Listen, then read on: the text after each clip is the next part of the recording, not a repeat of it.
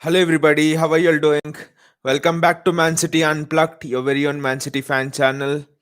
And the Premier League has started today. And I was just seeing the game of Arsenal versus Fulham, and Arsenal was like really good, I would say. Look at it again. What I've been mentioning again and again, how the signing of one really good defender, Gabriel, in Arsenal's example, had really transformed them. They looked much more solid and stuff. But then we are not here to discuss about a team that is potentially fighting for a seventh or eighth place finish, um, with clubs like Wolves and Everton. So I was, after my previous video, I was just reflecting based on the news that, news especially coming out yesterday, that Napoli president has been tested positive for coronavirus, and the negotiations potentially would take much longer than has been initially expected. So, what would that mean for City right now? Because there have been two types of news coming in. One is the Napoli president one, him testing positive for corona, and the second one is Khalidou Koulibaly, who's now 29 years. Does not want to miss out on this Man City move, so and is really desperate for it, but the negotiations are not moving forward at the pace that he can sign for us next week, which I was really expecting. But then, since City are not talking directly to Napoli, and there has been a third party involved, in this case Koulibaly's agent, who's negotiating between both the clubs, the deal will take much longer, I would say.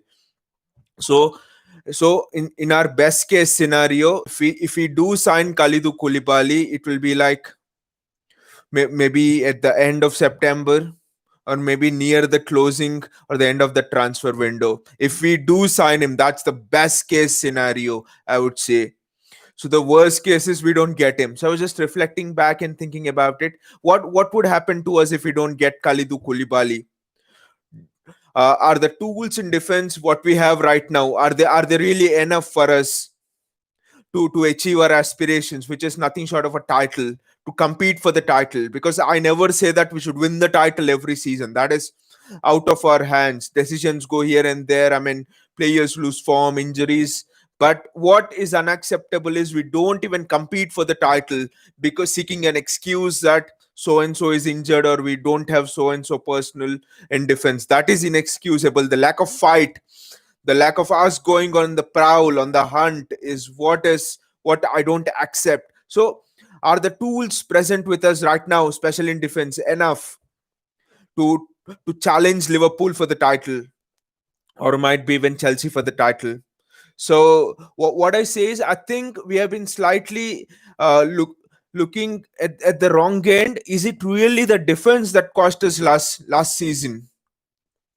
I mean, we did not have a good defense even the season before. If you see, lack of a recognized left back, Kyle Walker switching on and off, and then even at the centre back position, it was Otamendi along with Laporte and stuff. So what was the reason why we didn't defend well last season? Because even the season before that also, we did not have that good defense apart from Laporte. So the one thing which I realized was that we weren't good enough in the midfield itself. Our press was too easy to play around. There was no energy in the midfield. Now you could think about why was there no energy in the midfield, and all might be the exertions and the stress of 2 seasons before, when we went head to head with Liverpool and won those 14 matches. Was that the reason why we didn't press good enough in the midfield? There was no energy in the midfield. Whatever the excuses might be, the first thing is Rodri good enough to be in that midfield? For me, Rodri doesn't cover the distances as Fernandinho does. So one of the main reasons I think why we didn't compete with Liverpool well last season is we were missing Fernandinho in that midfield position. And it's not that I'm criticizing Rodri and stuff, but it's because of Rodri that Laporte got injured last season. That I know it's at the starting of last season, but then that same ball, that counter attack, would have been prevented by Fernandinho, if you lot remember. I know it's a long time, but I'm sorry, Rodri didn't prevent the counter attack. Laporte had to go in for the tackle, and that's how we got injured, if you remember. So Rodri is not good enough at sniffing out counter attacks, and for me, Rodri is not swift enough to sense danger and move around the field like a Fernandinho does. So I think those are the two main reasons why we didn't do well. So what Pep can think of this season is might be he could shift Rodri back to centre back and he could play Fernandinho in the midfield. That could be a very very viable option. Or we have Natanake, I know, but Natanake is well suited to playing at centre back rather than in the I'm sorry at left back rather than play in the centre back position. So what I say is we play Natanake at the left back position and play Rodri at the centre back position. That would also give us more height while defending set pieces and corners, and also we would have Fernandinho in the middle of midfield. And also another thing is that I mean news has been coming that Pep Guardiola has been trying out Natanake in the midfield as well. There have been some glimpses of the training sessions where we notice that Natanake is being thought some midfield positions. So maybe I think Pep is really concerned more than the defense. I think Pep is concerned about that CDM, that holding role position. Who is going to be better at it? Because Rodri, I don't know if it's that he has taken much more time in settling down into the City squad, or what is it? He just was simply not good enough. So what it meant was that our defense was exposed. I mean, leave City's defense. Even if it was Carlos Puyol and Gerard Piqué playing for that prime Barcelona team in 2008, 2009, still Barca would lose if the press was not good enough. Because you tell me any good centre back in the world, if he is run it one on one twice, thrice, four times in a game. Even if it's Van Dijk, I don't agree. Van Dijk can defend four one on ones in a match. No, so it's that lack of intensity, it's that lack of energy, that lack of press, which really frustrated Guardiola many times last season. And I think it's the same thing which we don't want to repeat this season again. So what I was thinking is the worst case scenario if you don't sign Kalidou Koulibaly, I think we still have a good enough chance of competing for the title. We still have a good enough chance of really running Liverpool close. Because of the same thing I say, it was not just because of the defense which we won the titles last season. It was because of that intensity and energy in the press which we were sort of lacking. I mean, teams teams when they lose the ball from us, they should be petrified of the hard work they have to do to get the ball back. That was something we had not seen last season. Teams were quite very happy. I mean, Norwich City was very happy to knock the ball around. Norwich City had almost six clear cut chances in that game. If Norwich City just cut through our defense just like a hot knife cutting through butter, I mean, that was the most, I mean, embarrassing, shameful thing that had happened last season. We, I, I mean, teams like Fulham cut through us. So I think if that thing happens again, I mean, screw the season. We can't even compete with Arsenal this season. So I think Pep would be really telling his players to begin with that intensity to protect his defense. Now he knows that Koulibaly might not just make it, and he needs as much protection and cover for his defense as well. So I just hope that the negotiations go through for Koulibaly, but they just don't seem to be happening. So now I'm feeling that uh, the chance of Koulibaly coming to City is at 30%, I would say 40% and not more than that. Might be if we suffer another catastrophe this season, we might go for him next season. But I'm telling you, like I've been telling time and again in my previous videos, that next season would be too long. It would be too much of a cost for the club to bear in order to postpone that signing. I mean, the best thing is we prepare thinking that Koulibaly will not come. We prepare with that intensity, that guile, that ferociousness in us, that energy, that panache, that passion which City is associated with. I didn't see that last season, neither in the Champions League, neither in the Premier League. I think that is what we we need to return to. Just screw the defense. I mean, lot of the pundits were saying yesterday and day before in many articles that Pep doesn't teach defensive tactics in his training ground. Pep doesn't teach the players defensive positions. Well, he doesn't need to, because Pep is someone who believes in the philosophy that we defend from the front and attack from the back. That's why Pep has Laporte, Ake, players who can really travel well with the ball, players who can ping that long 30-40 yard passes which sets Sterling, Aguero, Ferran Torres, Mahrez through. So that is the philosophy of Pep. We shouldn't forget that. And once we go with that, it now all seems that we need not need Koulibaly at all.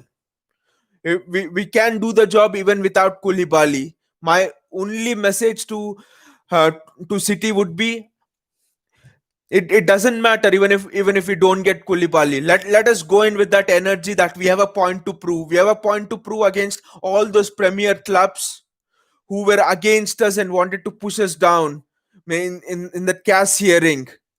Let us go against us thinking the world doesn't want us to win any titles and the world doesn't want us to get to the top of football. It is with that mentality, that siege mentality, which we should go. And once we go with that mentality, there is no force that can stop us. Not even in Liverpool, even if they sign Thiago, I don't care. We can just crush them.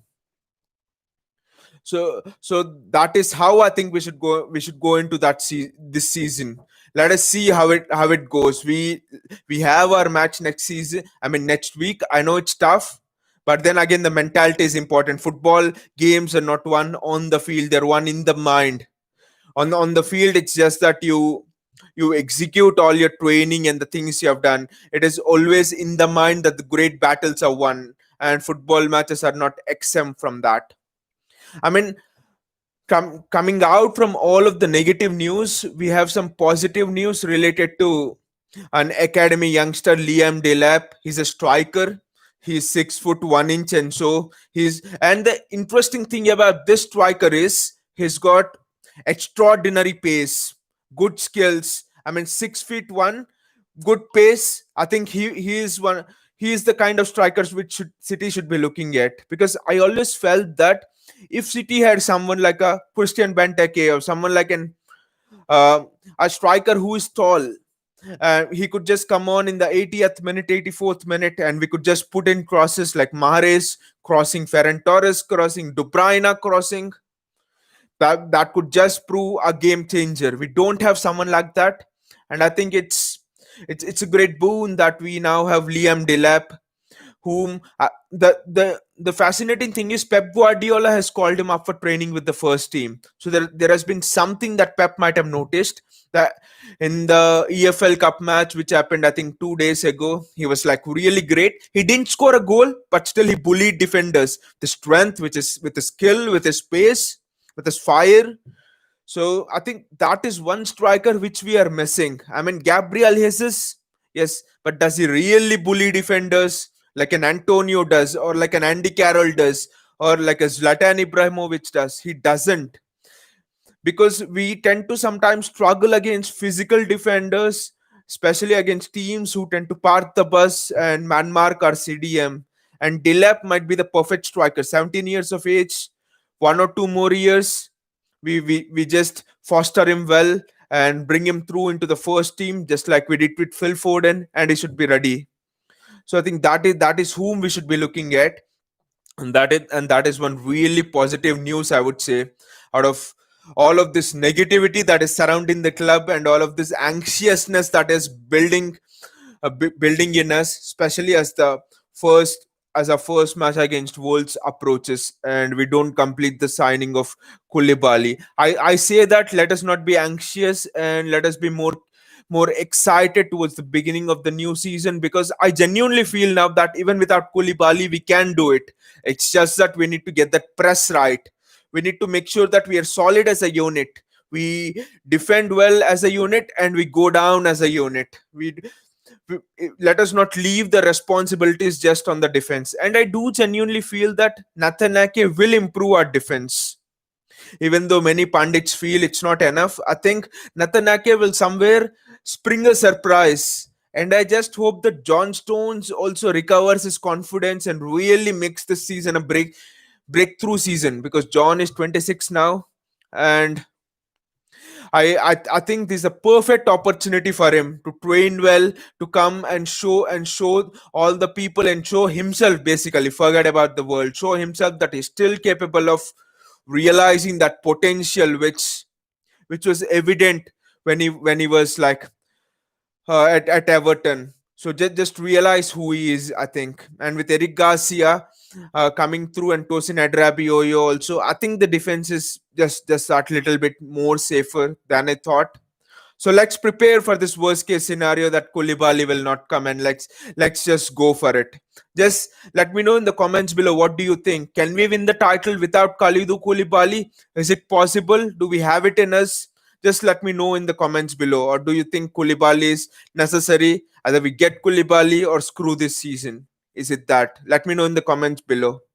And please like this video if you're really enjoying the content, and do subscribe to the channel and click on that bell icon so that you get notifications whenever I release content. I'll be almost coming to you daily with some of the other stories related to Man City, and as the season comes close by, we'll be getting more fascinating and interesting stories.